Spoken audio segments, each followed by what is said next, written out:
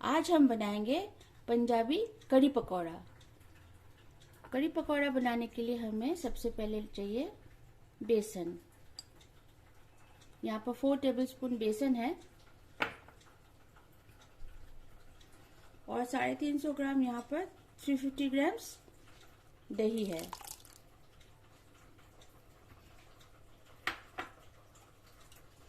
सबसे पहले हम इन्हें मिक्स कर लेंगे।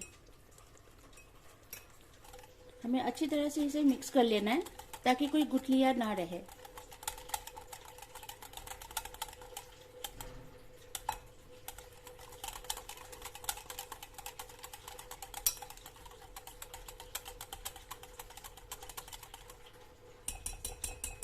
अभी एक भी गुठली नहीं है, एकदम स्मूथ पेस्ट टाइप की बन गई है। अब हम इसमें मिलाएंगे पानी।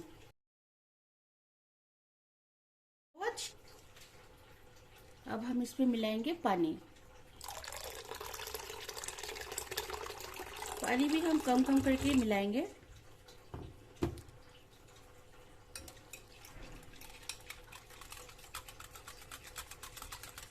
यहाँ पर मैंने 1.5 लीटर पानी लिया हुआ है।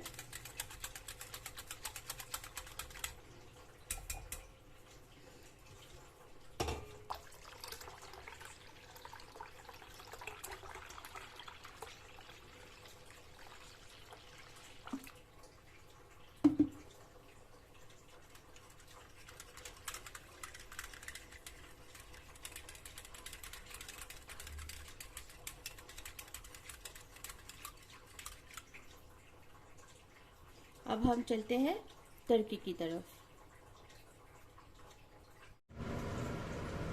अब हम तड़का लगाएंगे।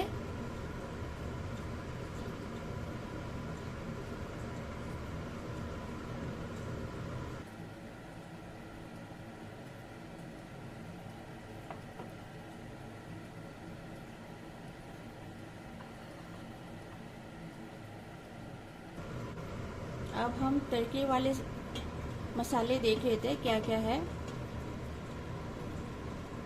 ड्राई रेड चिली है यहाँ पर मेथी है, हींग है, जीरा, सरसों, धनिया पाउडर, रेड चिली पाउडर, हल्दी और ये है जिंजर गार्लिक का एक पेस्ट। ये वाले हम पकौड़े में डालेंगे। ये भी जिंजर गार्लिक पेस्ट ही है और ये इसमें हमारे तड़के में जाएंगे। तो एक एक करके मैं सारे मसाले डाल देती हूँ।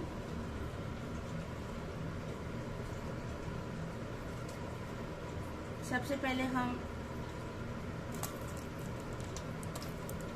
सूखी लाल मिर्च डाल देते हैं।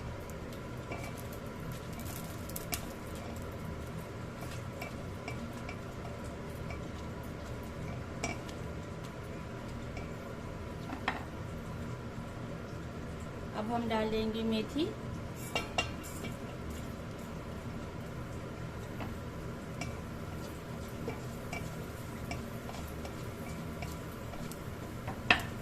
अब हम डाल देंगे सरसों और जीरा,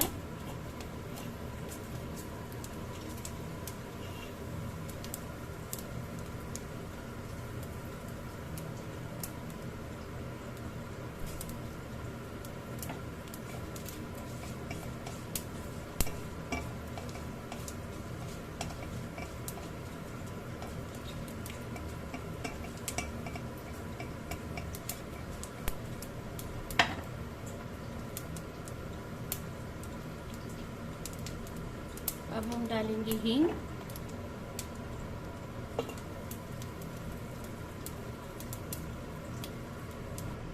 तीन प्याज मैंने यहाँ पर चॉप करके रखा है, इसको भी डाल देंगे।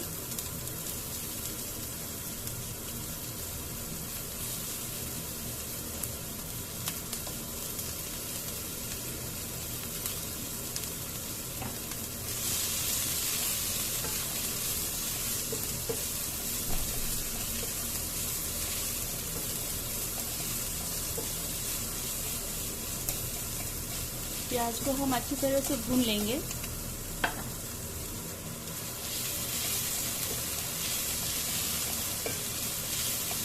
प्याज को हम ज़्यादा ब्राउन नहीं करेंगे, प्याज को हम फैला देंगे। और हमें करी के लिए इसी तरह का पतीला चाहिए जो इसी तरह हम फैला कर कुक कर सके, क्योंकि हम जब करी में पानी डालेंगे और बेसन और दही डालेंगे तो वो काफ़ी उछलती है। इसके लिए हमें इसी तरह का खुले मुंह का कोई बर्तन चाहिए। जिंजर गार्लिक को मैंने 3 मिनट से 4 मिनट अच्छी तरह से भून लिया है। अब हम इसमें डालेंगे सूखे मसाले। ये यहाँ पर धनिया है और ये रेड चिली पाउडर।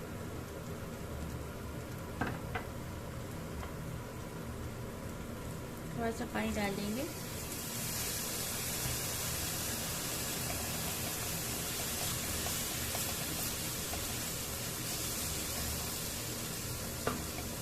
इन्हें भी हम अच्छी तरह से भून लेंगे।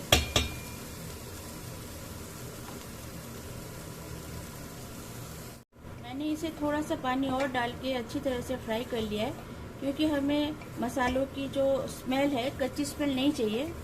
अच्छी तरह से हमें मसालों को भून लेना है।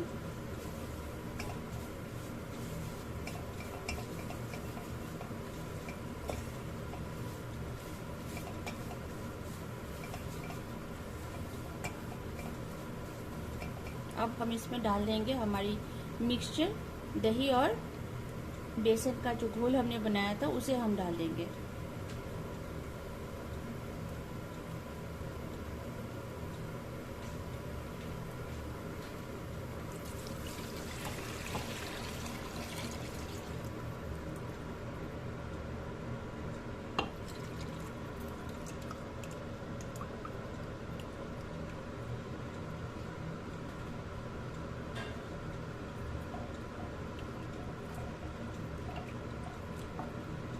मुझे इसमें पानी थोड़ी कम लग रही है, तो इसमें मैं और ½ लीटर पानी ऐड कर दूंगी। करी जितनी करेगी उतनी ही टेस्टी बनती है। पहले हम इसमें एक उबाल आने देंगे, उसके बाद हम इसमें नमक मिलाएंगे। आपने नोटिस किया होगा कि मैंने अभी तक नमक नहीं डाला है। मैं इसमें थोड़ी सी और पानी डाल देती हूँ।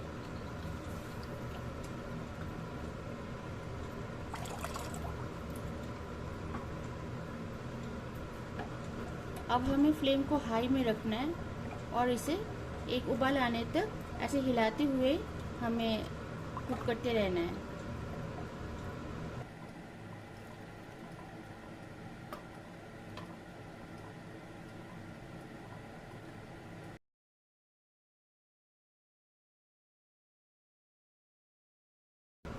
अगर हम इसे ना हिलाएं तो बेसन नीचे सेटल हो जाएगी और चिपकने का डर लगा रहेगा। तो जब तक उबाल ना आए हम इसे इसी तरह हिलाते हुए कुक करते रहना है। इसे तकरीबन 5 से 6 मिनट लगेंगे उबाल आने में। हाई फ्लेम में मैंने इसे 10 मिनट पकाया है। कंटिन्यूस मैंने हिलाते हुए इसे पकाया है। अब हम इसकी कंसिस्टेंसी देख लेते हैं। ये काफ़ी देर से पक रही है।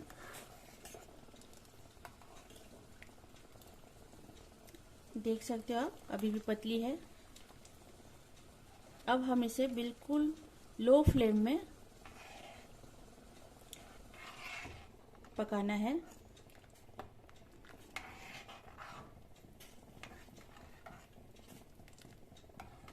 पकते पकते ये और कट जाएगी।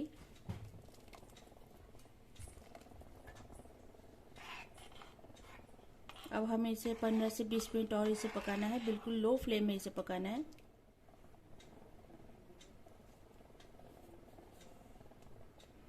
लो फ्लेम में 10 मिनट और ये पक रही थी। अब मैं इसे सीजनिंग कर दूंगी।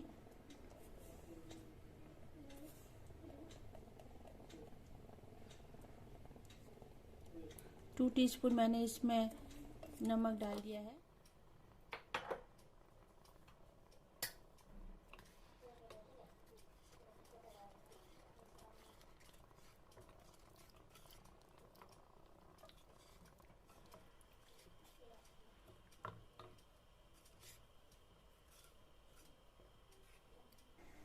देख सकते हो पहले इसकी ये यहाँ तक थी, अब ये काफ़ी कम हो चुकी है, यहाँ तक थी अब नीचे आ गई है करते करते। और हम इसे और 8 से 10 मिनट और इसे पकाएंगे। तो फ्रेंड्स यहाँ पर करी पकते हुए करीब आधा घंटा हो गया है। आप देख सकते हो करी एकदम बिल्कुल अच्छी तरह से पक चुकी है। अब देखिए पहले ऑलमोस्ट हाफ हो चुकी है, पहले ऊपर में थी ये पानी, अब नीचे एकदम बिल्कुल उसकी हाफ हो गई है पकते पकते। अब हम इसमें धनिया पत्ता डाल देंगे। इसी टाइम पे आप थोड़ा सा चेक कर सकते हो, इसकी जो नमक है उसे आप चेक कर लेना। मैंने इसे चेक किया है और देखा है कि थोड़ा सा इसमें थोड़ा सा और नमक चाहिए, तो मैं इसमें और हाफ टी स्पून और नमक डाल देती हूँ।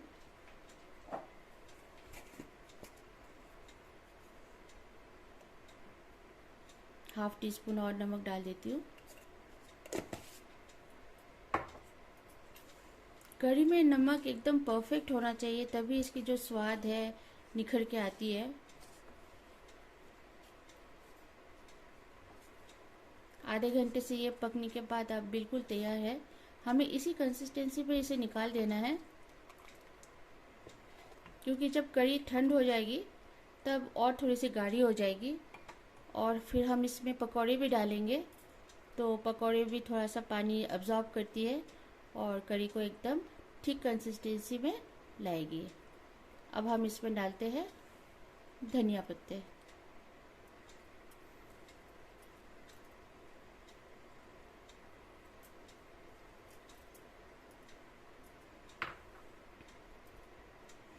जब हम इसमें पकौड़े डाल देंगे फिर हम लास्ट में इसे एक छौंक लगाएंगे, तब इसकी टेस्ट जो है और भी निखर के आएगी। अब हम पकौड़ी की तरफ जाते हैं और गैस को ऑफ करते हैं। तो फ्रेंड्स अब हम पकौड़ी की तैयारी करते हैं। इसके लिए मैंने यहाँ पर 150 ग्राम बेसन लिया है। यहाँ पर मैंने ग्रीन चिली और प्याज, अदरक, प्याज यहाँ पर बड़े बड़े साइज के 2 है, उन्हें मैंने स्लाइस कर लिया है, थिनली स्लाइस किया है। और यहाँ पर है आप धनिया, मैंने इसे भून कर ले लिया है, भून कर और थोड़ा सा इसको मैंने कूट लिया है। और यहाँ पर है धनिया के पत्ते, सॉल्ट, पिंक सॉल्ट लिया है यहाँ पर मैंने, ये है हींग, ginger garlic paste, red chili powder, हल्दी और ये है अजवाइन। अजवाइन को मैंने हाथ में लेकर क्रश थोड़ा सा मसल लिया है, तो इसकी स्मेल बहुत अच्छी निकल के आती है। अब हम इन सबको हमारे जो बेसन के बोल है उसमें सबको डाल देंगे और एक अच्छे से मिक्स देंगे। फ्रेंड्स मैंने यहाँ पर बोल पे, बेसन वाले बोल पे मैंने सारे जो इंग्रेडिएंट्स है वो सारे डाल दिए हैं और अब हम इसे मिक्स करेंगे। बिल्कुल थोड़े थोड़े पानी डाल के हमें इसे मिक्स करना है।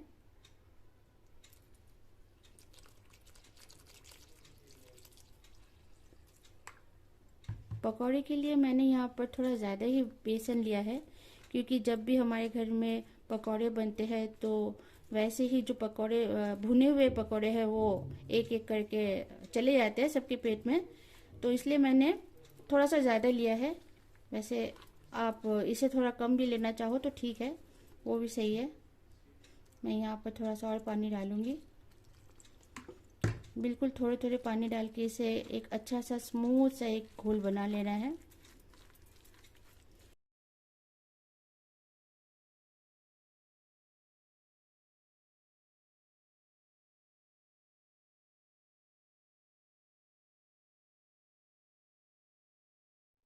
अब हम तलने की तरफ जाते हैं। मैंने कढ़ाई में सरसों का तेल डाला है और अच्छी तरह से इसे गरम किया है, नहीं तो कुछ सरसों की जो महक है वो कच्ची वाली स्मेल इसमें आ जाएगी। अच्छे से मैंने इसे गरम कर लिया है।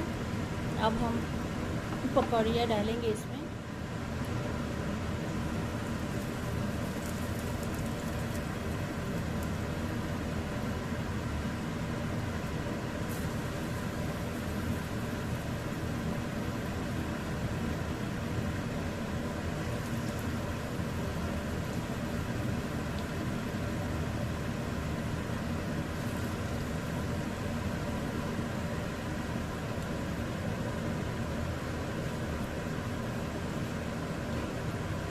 एक साइड अच्छी तरह से जब भून जाएगी तब हम इसे पलटेंगे।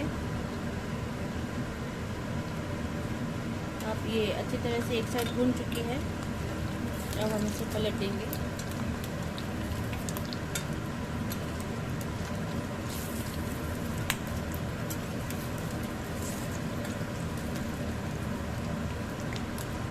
दूसरे साइड को भी हम अच्छी तरह से फ्राई कर लेंगे। अब मैंने फ्लेम को मीडियम पे रखा है, नहीं तो बाहर की जो लेयर है, आउटिंग है, वो ज़्यादा ब्राउन हो जाएगी और अंदर वाली जो बेसन है वो कच्ची रह जाएगी। तो हमने इसे मीडियम फ्लेम पर अभी इसे भून लेना, अच्छी तरह से फ्राई करना है।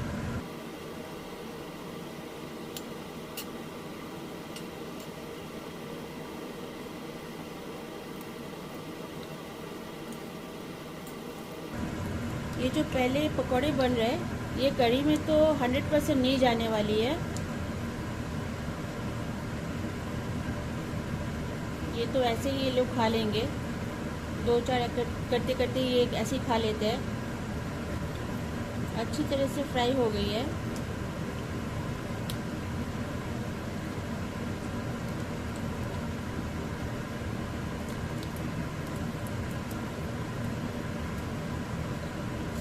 अब हम इन्हें निकाल लेंगे।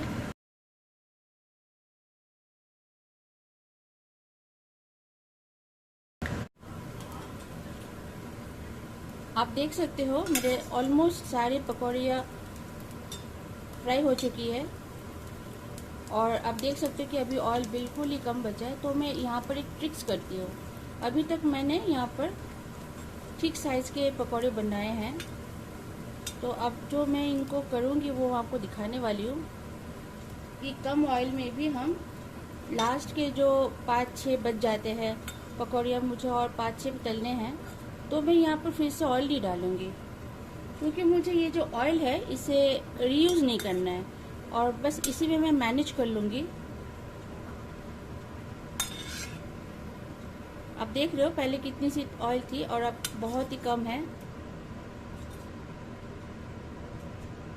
अब मैं क्या करूँगी, बाकी के जो पकौड़े हैं उनके जो साइज़ है वो बहुत ही कम कर दूँगी, छोटे छोटे कर दूँगी, ठीक है, ताकि अभी जो ऑलमोस्ट और 6 पकौड़े बाकी है तलने के लिए।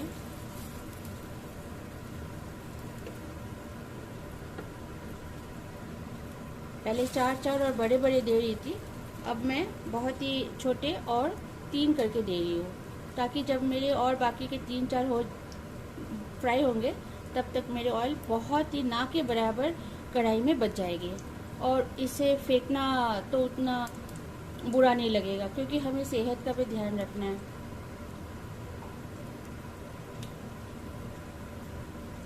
देख रहे हो आप कितनी अच्छी तरह से ये भून रही है। थोड़े से ऑयल में मैं इनको भून लूँगी।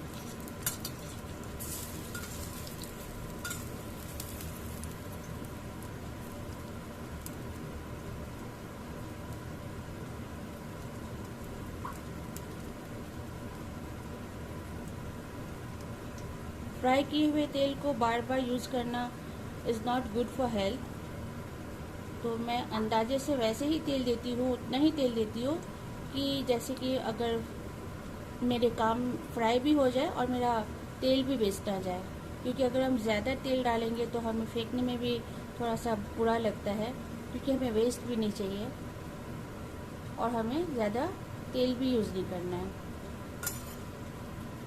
आप देख रहे हो अच्छी तरह से ये भी भून चुके हैं। अब मेरे और 4 पकौड़े हैं, उनको मैं फ्राई कर लेती हूँ। आप देख पा रहे हो कि मेरी जो लास्ट के जो पकौड़े थे वो भी अच्छी तरह से, बिल्कुल मैं बोल रही थी कि अच्छे नहीं होंगे, पर ये बिल्कुल ही बहुत ही मस्त बने हैं। और ऑयल देखिए, नॉट इवन 1 टेबल स्पून, उससे भी कम। तो मैं निकाल के दिखाती हूँ आपको कितने ऑयल मेरे बचे हैं, और इनको फेंकने में कोई हमें वो गिल्ट भी फील नहीं होगी।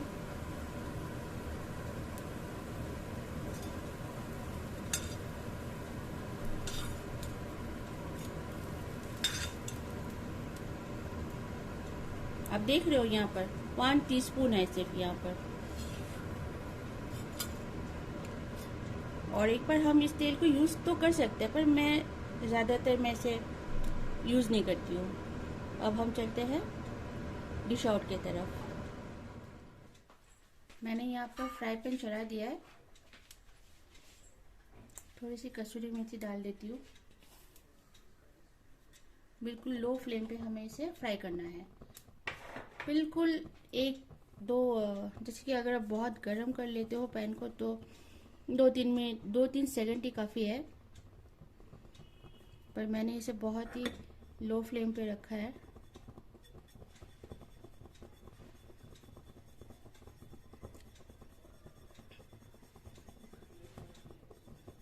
मैं इसे एक प्लेट में निकाल लेती हूँ। मेरी गैस बिल्कुल कम है।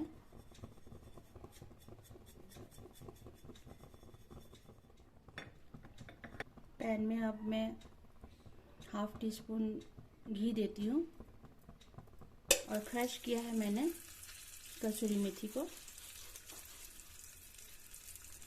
गैस हमारी अभी बंद है और इसमें मैं डाल देती हूँ ये कसूरी मेथी।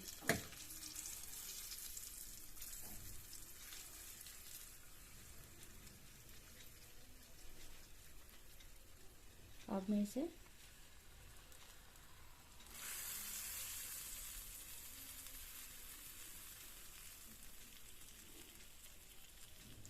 इसे डाल दिया और देखिए कितनी अच्छी बनी है हमारी कढ़ी पकौड़े।